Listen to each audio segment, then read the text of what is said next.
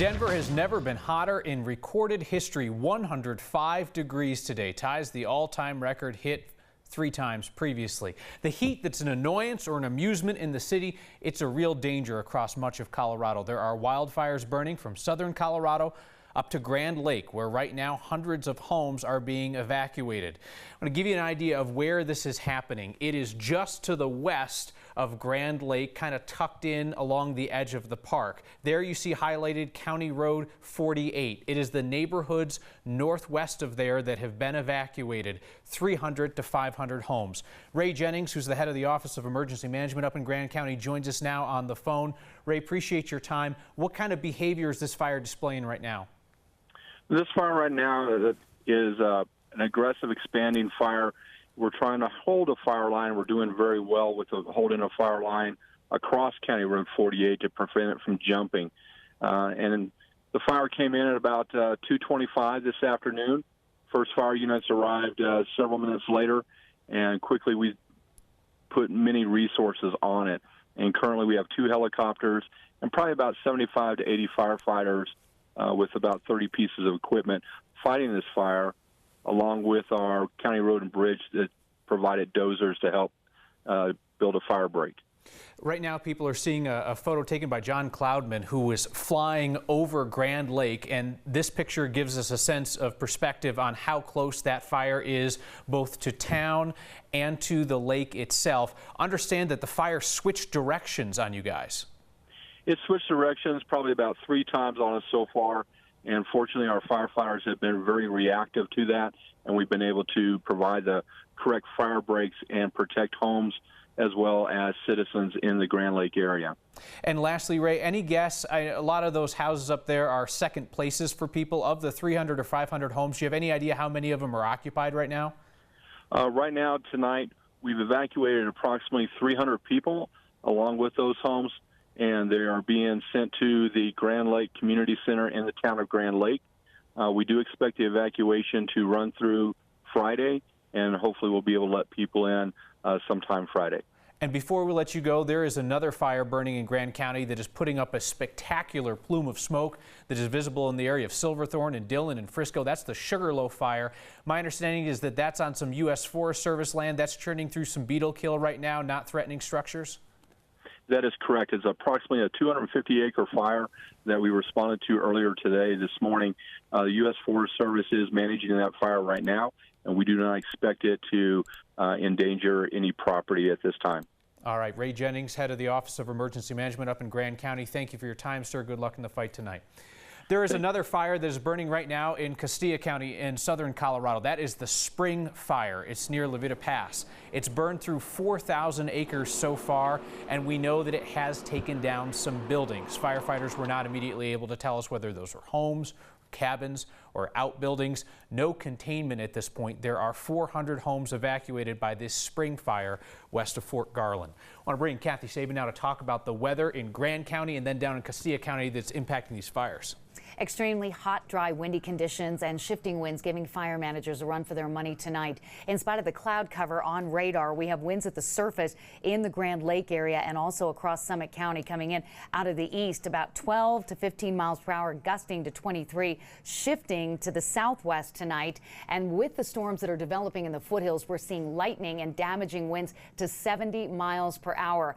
And it's tinder dry out there. Extreme fire conditions continue after a day with a all-time record high of 105 in Denver, but many areas seeing triple-digit high temperatures across the state, 90s in the mountains today, and tinder dry. Red flag warnings remain in effect for much of the state for gusty winds, low humidity values, and again, the record warmth. Coming up in our main weather segment, we're going to talk about when we might see some relief, Kyle, in the form of cooler weather and some rain. All right, Kathy, thank you. This is the second wickedly hot day in a row in Denver. We hit 100 degrees yesterday, and the last time that we hit 100 in June, it was 2013. And on that day, we were also covering fires across our states. The Big Meadows fire in Rocky Mountain National Park, the Royal Gorge fire that destroyed historic buildings there. And I personally was down at the Black Forest fire, which had been burning by 2 days at that point and would go on to destroy more than 500 homes before it was fully contained. 2013, you'll remember, that was the second of 2 consecutive devastating summers for fires in our state.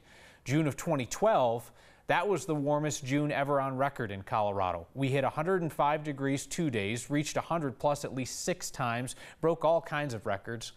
As for this hot June so far, before today, we ranked 7th for all-time warmest June on record. Our 105 degrees in Denver today ties our all-time record, also hit in 2012, 2005, way back in 1878. Firefighters this year are able to get a hand when possible from CDOT, specifically in areas where there's not easy access to fire hydrants. Can you relay to LFR that I have CDOT over here? They have a tanker truck full of water if they need to refill the fire engines. We saw this in action yesterday. Littleton Fire Rescue crews were working a brush fire south of Mineral in Santa Fe, and all of a sudden CDOT pulls up on scene. CDOT partners with the Division of Fire Prevention and Control, a state agency, to help out. So there are 50 CDOT equipment operators across the state who are ready for fire duty to bring in tankers and bring in water. So far this fire season, CDOT's provided fire crews with dozers, with graders, with water tanks. They brought in traffic control trucks as well. And in addition to that, CDOT specifically trains its crews who are frequently out along the roadside in dry brush so that those people specifically know how to avoid accidentally starting a fire. Our next question comes from a viewer named Bruce. With the extreme lack of rainfall, when will more stringent water restrictions be implemented? Bruce said, I'll suffer some brown grass to have enough water for everyone to drink. I think it's on a lot of people's mind today, Bruce. We talked to Denver Water, and they told us that they start looking at this really early, as in March or April. They look at snowpack conditions and stream flow. They look at the current situation as well as projections, trying to see what kind of summer we're in for. And Denver Water says this year, even though the snowpack wasn't great, the Denver water collection system is in decent shape because we've had a couple of good water years in a row, and the reservoirs are 98% full.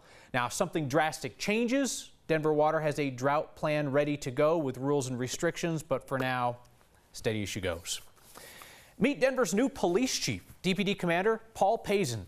He's been assigned to District 1 most recently. He's been with the district for a long time, since January of 1995. He's a military veteran as well. The police union signaled a willingness to work with him.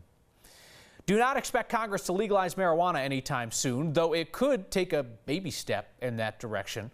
Politics guy Brandon Ritterman explains this year's farm bill. It might just legalize marijuana's less sexy cousin, hemp. This is what all the fuss is about. This is a hemp plant. It's cannabis. It's the same species of plant as marijuana. And just like a marijuana plant, it'll grow little buds like they sell in pot shops all over the state. Only those are 20% THC. This, by law, has to be below 0.3%. You could smoke it all day. You're not going to get high. You can think of it like the marijuana equivalent of non-alcoholic beer. In Colorado, it's mainly grown for food in the form of hemp seed and oil. These right here are all of our moms. Or for CBD, a natural compound in cannabis that doesn't get you high, but does have medical uses for things like seizures. This machine spreads the hemp in a continuous swath. Historically, farmers grew hemp for the fibers in its stalk, used for making rope or paper. Even though it's no good to smoke, hemp has the same legal status as pot. Legal under Colorado state law, but illegal under federal law. And that means hemp farmers have to deal with some of the same headaches that pot shop owners do. We've had multiple bank accounts being shut down. Danny Billings runs Loco Farms in Longmont, Colorado. She says hemp farmers also have some unique problems. Most farmers buy crop insurance to protect themselves in case of, for instance, a big hailstorm. But because of the federal law against hemp, it's a crop you can't buy insurance for. Last year we dealt with early frost and a snow that came in mid-October, and it wiped out our whole crop, and lots of crops, not just a couple acres. Over 100 acres it wiped out. With no coverage, that's just a loss. Despite that kind of extra risk for farmers, it's a game changer. More of them are planting more acres of hemp in Colorado. This crop will make you money if it's farmed properly. Which may explain why the idea of legalizing hemp is getting bipartisan love in Washington right now, even in today's belligerent brand of politics. For Next, I'm Brandon Ritterman. The Senate passed that farm bill with the language legalizing hemp this afternoon. They need to work out the kinks with the House version before it goes on to the president. Who steals flowers? I mean, honestly though, but people apparently do this in Denver. It's caught on camera. We will look ahead to a slight cool-off from today's record and preserving a piece of a neighborhood that too has gotten hot lately. Next. Seems there are about 100 versions of Law & Order that air on NBC these days, but no Law & Order Gardening Edition yet. I think it could be set in Denver because apparently there are people here with green thumbs and dark intentions getting caught red-handed. Our Marshall Zellinger joins us from the 7th Avenue Parkway in Denver, and the camera providing this live video of him running is not the only one watching for the crime. Dun, dun. So I was out for a run the other day, a little faster than that, not wearing dress clothes, and I got close to this light pole. And I saw something on it that looked an awful lot like an old school camera, got closer to it and realized it was an old school camera, and thought to myself, what the heck is it doing up there and what's it looking at? The next time you stop and smell the flowers, just know you're not alone. We installed these cameras to act as a deterrent against flower theft. Denver Parks and Recreation have put up cameras to watch the flowers. Let me say that again. Surveillance cameras watching the daisies, geraniums, and alliums. In particular, in 2016, we lost 150 flowers out of this bed alone. Flower thievery is not new. 9 News has been on the case for years. You wouldn't want plants stolen out of your garden, so why would you go and steal flowers from a city flower bed? Parks and Rec told me Colleen Ferreira's report from 2014 actually led to the idea of 2 cameras watching for thieves along 7th Avenue just west of Colorado Boulevard. When people who are trying to do something wrong know that they're being watched, they tend to not do it anymore. So after installing the cameras, we had 0 plant theft the next spring. Farther east at Cranmer Park, the signs of being watched are more noticeable than the actual cameras. We think most of them get stolen just for personal use to put in their own containers or own backyard. Parks and Rec estimates flower thieves are stealing thousands of dollars from Denver taxpayers. It's not only an expensive problem for plant replacements, but there's a lot of labor that goes into the initial planting. But since we spotted these cameras yesterday, one of them disappeared. No, it wasn't stolen. Before I figured out these were Parks and Rec cameras, I called Xcel Energy, since it's their light pole. Xcel had no record of the camera being put on the pole, so it was taken while the flowers were watching. Bum bum.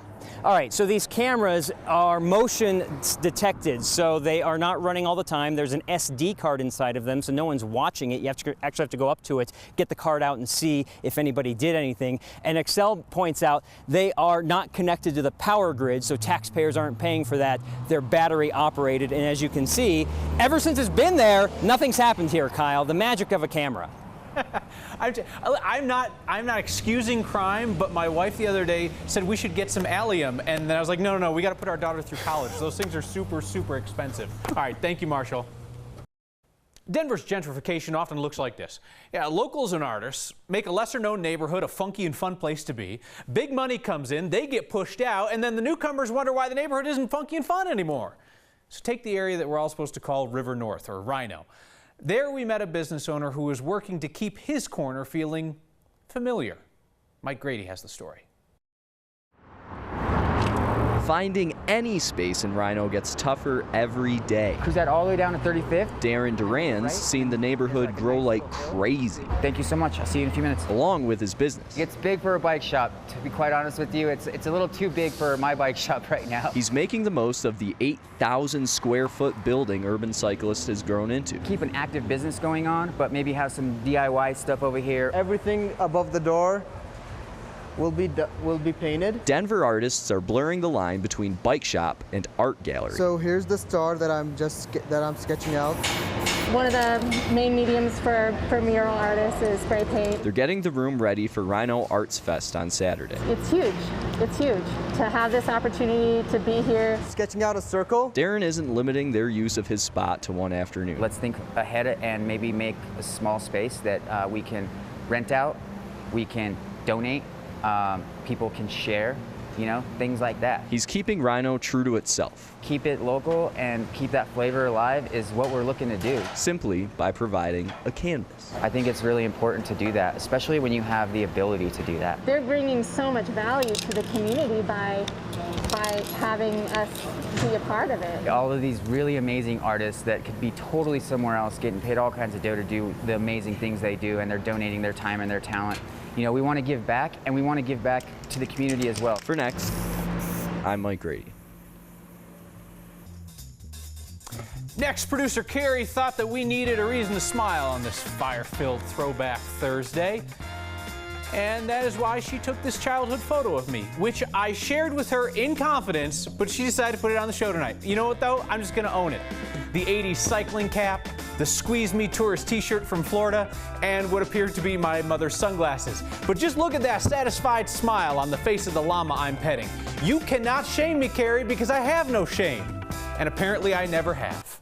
You've crossed a line out at DIA where there is no parking to spare, unless you have a big and very important truck. And a note that stopped us in our tracks today. Next.